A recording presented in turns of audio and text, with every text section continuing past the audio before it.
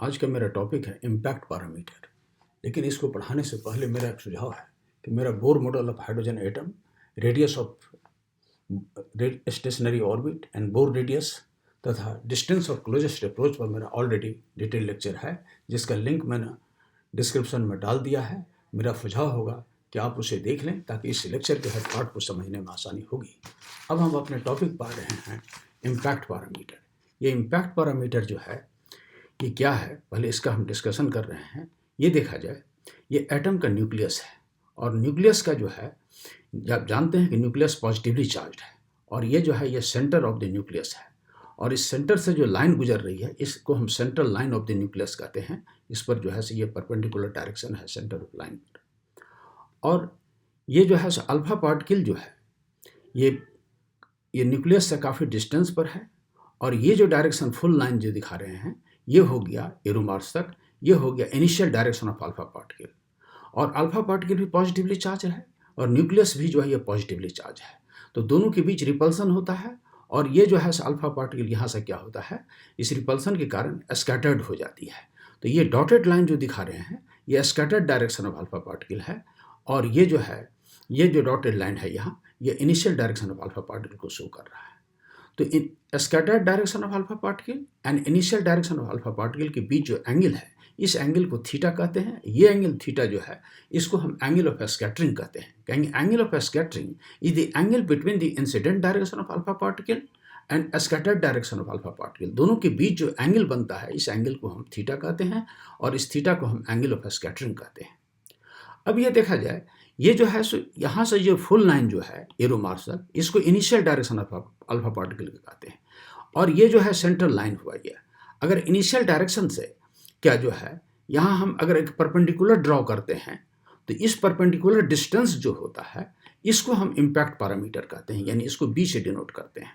कहेंगे कि impact parameter is defined as the perpendicular distance of the initial velocity vector of alpha particle from the central line of the nucleus। यानी central line of nucleus और initial direction जो alpha particle का है यहाँ से जो हम ये परपेंडिकुलर जो ड्रॉ किए हैं इस परपेंडिकुलर डिस्टेंस b को ही हम इम्पैक्ट पैरामीटर कहते हैं।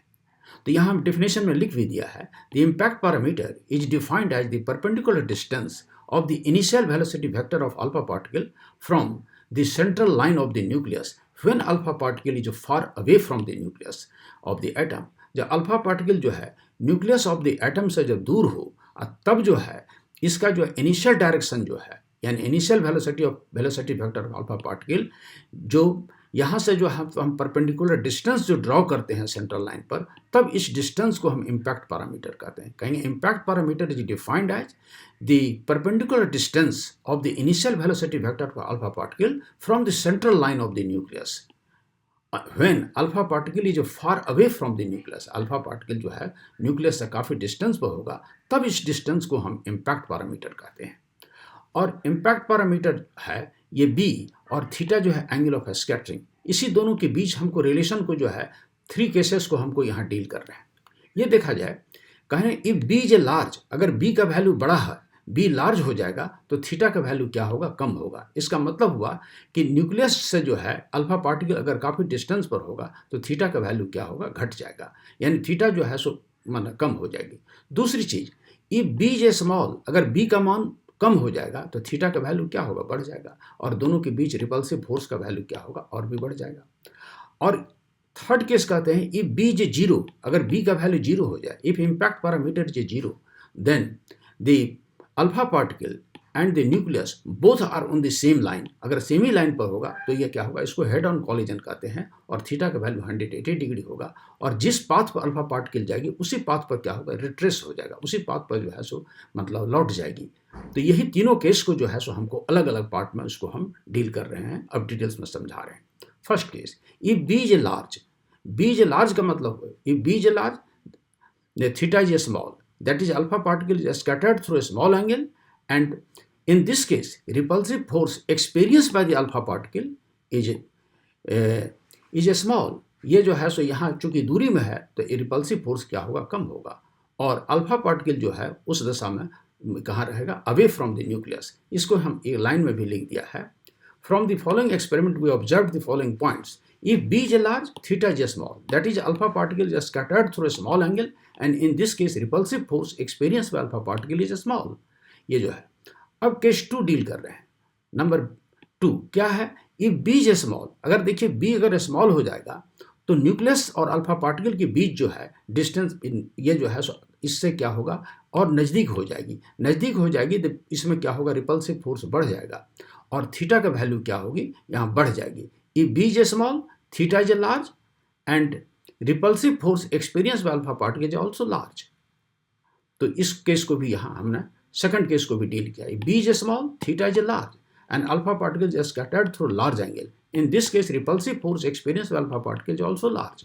और अल्फा पार्टिकल ये जो है सो रिपल्सिव फोर्स जो है वो लार्ज होगा और अल्फा पार्टिकल मतलब will be scattered close to the nucleus. ये जो है सो न्यूक्लियस के क्लोज हो जाएगा. थर्ड केस कर रहे हैं. If B is a zero, यानी इफ मतलब impact parameter is a zero, then the alpha particle and the nucleus both are on the same line, और ये कहेंगे हेड ऑन कॉलिजन हुआ और थीटा का वैल्यू कितना हुआ? 180 डिग्री हुआ. यानी अल्फा पार्टिकल जिस रास्ते पर जाएगी उसी रास्ते पर वो रिटर्न हो जाती है. इस थर्ड केस को यहाँ लिखा है पॉइंट में.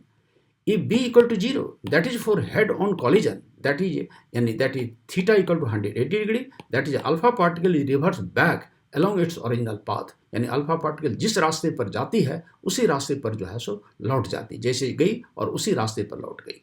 तो इस तीनों केस का जो है जो डिस्कशन को जो है हमने जो है इसमें रदरफोर्ड ने जो है इसके लिए एक फार्मूला दिया है. किसके किसके बीच में?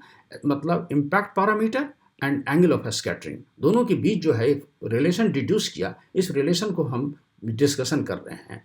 ये देखा जाए, ये सेंटेंस में लिख दिया, Rutherford deduce the relation between the impact parameter B and the scattering angle theta, which is given by B equal to 1/4πε0 ZE square cot theta by 2 by E, where ये जो है इसको हम कूलम कांस्टेंट कहते हैं और B impact parameter है, Z है एटॉमिक नंबर, E है चार्ज ऑफ प्रोटॉन और ये थीटा जो आप समझ रहे हैं थीटा एंगल ऑफ स्कैटरिंग है, E जो है काइनेटिक एनर्जी. इसको काइनेटिक एनर्जी आप जानते हैं कि हाफ mv² होता है, जहाँ m है mass of alpha particle, v है initial velocity of alpha particle, so half mv² is a kinetic energy. तो यहाँ लिख दिया है हाफ mv², ये जो है E कैपिटल E के बदले में. ये जो रिलेशन है रदरफोर्ड इस रिलेशन को डिड्यूस किया और इस रिलेशन से जो का भी हम माना इस रिलेशन में देखा जाए तो B यानी इम्पैक्ट पैरामीटर और थीटा बाय 2 को छोड़ करके कॉट थीटा बाय 2 को छोड़ के बाकी सारे टर्म कांस्टेंट हैं. 1/4πε जो कूलम कांस्टेंट हुआ, जेड एटॉमिक नंबर है, ये चार्ज ऑफ प्रोटॉन हुआ, हाफ mv² जो है काइनेटिक एनर्जी अल्फा पार्टिकल हुआ, ये सारा चीज़ कांस्टेंट है. तो यानी B जो है किस पर? कॉट थीटा बाय 2 पर जो है निर्भर करता है. तो ये कहेंगे if B is a large, अगर B बड़ा है तो यानी कॉट थीटा बाय 2 भी बड़ा होगा. अगर B छोटा है तो कॉट थीटा बाय 2 भी छोटा होगा. B 0 है तो फिर उसका केस को हम निकालेंगे.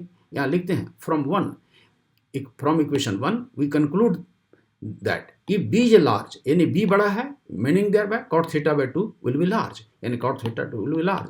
अगर कॉट का वैल्यू बड़ा है तो उसका एंगल क्या होता है? घटता है, इसलिए थीटा बाय 2 स्मॉल होगा, so theta will be small and hence alpha particle will travelling away from the nucleus. अगर थीटा कम होगा तो अल्फा पार्टिकल क्या करता है? न्यूक्लियस से जो है काफ़ी दूरी पर रहता है. अगर थीटा का वैल्यू कम होगा तो B का वैल्यू क्या होता है? बढ़ जाता है. तब जो है सो ये क्या होगा? ये न्यूक्लियस से अवे रहेगा.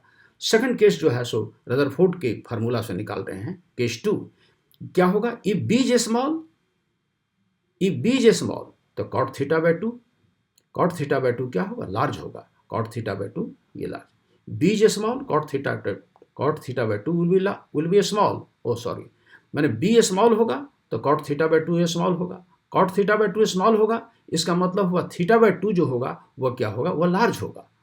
कॉट में क्या होता है? वैल्यू ये बढ़ेगा. यहाँ लिखा है if B is small cot theta by 2 will be small and that is theta will be large, hence alpha particle will travelling close to the nucleus. अगर थीटा कम होगा, थीटा का वैल्यू अगर कम हो जाएगा तो यह क्या होगा? यह न्यूक्लियस के जो है काफ़ी क्लोज हो जाएगा.